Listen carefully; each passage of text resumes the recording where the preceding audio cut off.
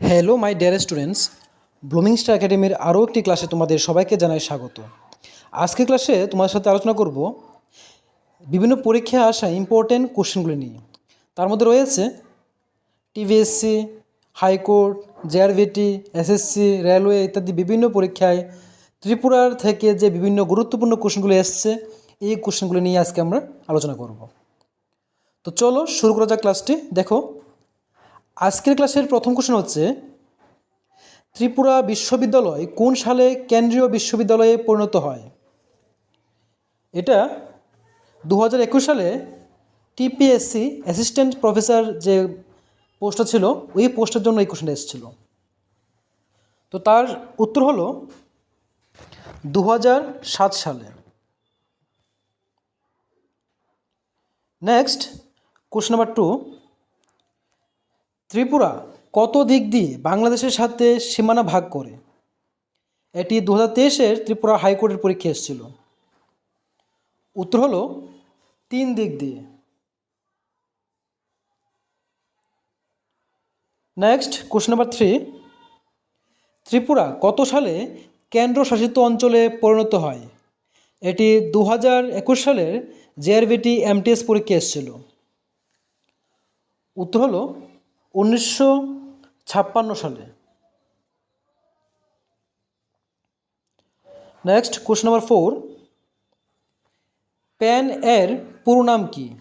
এটি এসেছিল 2021 সালের জেআরভিটি পরীক্ষায়।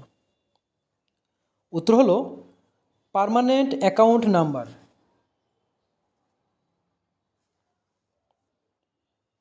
নেক্সট, কোশ্চেন নাম্বার 5, আধুনিক ত্রিপুরার রূপকার কাকে বলা হয়? এটি 2022 সালের টিবিএসসি গ্রেড 2 এক্সামে এসেছিল, যার উত্তর হলো আধুনিক ত্রিপুরার রূপকার হলেন মহারাজা বীর বিক্রম কিশোর মাণিক্য। এই মহারাজা বীর বিক্রম কিশোর মাণিক্যকে আধুনিক ত্রিপুরার রূপকার বলা হয়।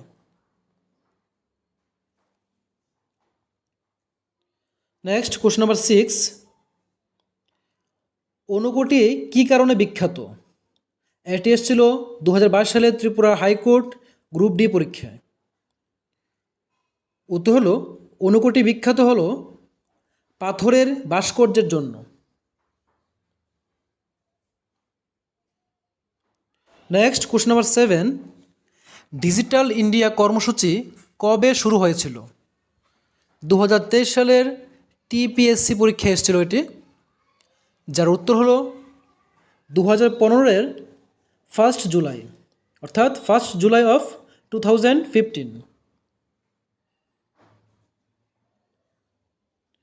নেক্সট, কোশ্চেন নাম্বার 8, জিএসটি এর পুরো নাম কি?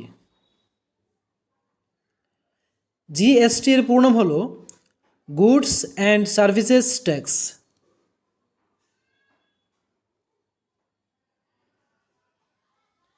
কোশ্চেন নাম্বার 9, নীতি আয়োগ কবে সংগঠিত হয়? নীতি আয়োগ গঠিত হয়েছিল 2015 সালে। নীতি আয়োগ সংগঠিত হয়েছিল 2015 সালে। নেক্সট, কোশ্চেন নাম্বার 10, ভারতের প্রথম মহিলা প্রধানমন্ত্রী কে ছিলেন? 2021-এ জেআরবিটি পরীক্ষা এসেছিল, যার উত্তর হলো Indira Gandhi. Next, question number 11, UNESCO অর্থাৎ ইউএনইএসসিও এর সদর দপ্তর কোথায় অবস্থিত? উত্তর হলো প্যারিস। কোশ্চেন নাম্বার 12, ভারতের সংবিধান কবে কার্যকর হয়? উত্তর হলো 1950 সালের 26শে জানুয়ারি।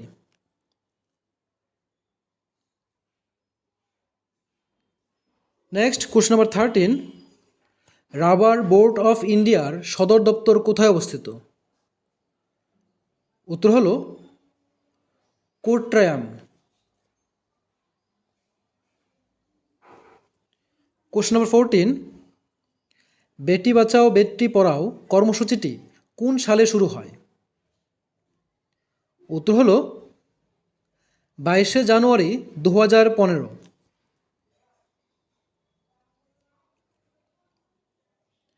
Question number 15, national rural employment guarantee act, এই MGNREG এর পুরো নাম হলো Mahatma Gandhi national rural employment guarantee act. এই হলো আজকের ক্লাসের গুরুত্বপূর্ণ 15টি কোশ্চেন। যদি এরকমই ইম্পর্টেন্ট ক্লাস পেতে চাও তোমরা চ্যানেলটিকে সাবস্ক্রাইব করে রেখো, এবং যদি এই ক্লাসটি ভালো লেগে থাকে অবশ্যই লাইক, কমেন্ট এবং শেয়ার করে দিও। তো আজকের জন্য ক্লাসটিকে শেষ করছি। দেখা হবে পরবর্তী ক্লাসে পরবর্তী টপিক নিয়ে। ততক্ষণ সবাই ভালো থেকো, সুস্থ থেকো।